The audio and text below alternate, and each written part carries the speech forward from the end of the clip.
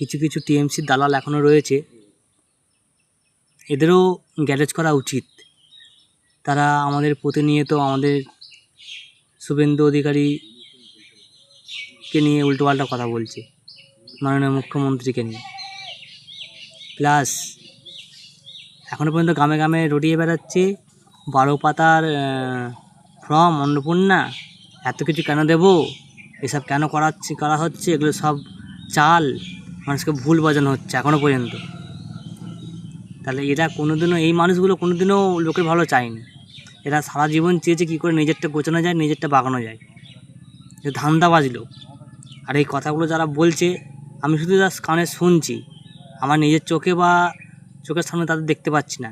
যেদিন দেখো যে আমার সামনে এই জিনিসগুলো ঘটছে, তাদেরকে আমি খুললাম মন খুলে গালাগাল দেবো। আগে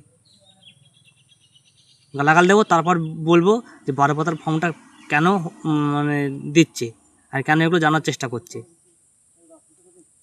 এরা মানুষ, আর মানুষ আজকে এদেরকেই ভরসা করে 15টা বছর কাটিয়েছে।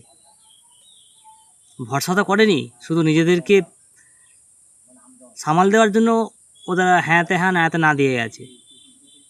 এদের এতটা অত্যাচার বেড়ে গেছিলো 15টা বছরে। আর এদের জব্দ করার জন্য বিজেপি সরকার ক্ষমতায় চলে এসেছে। খুব শীঘ্রই এদের ব্যবস্থা নেওয়া হবে। ভারত মাতা কি জয়, জয় শ্রীরাম, রাম রাম।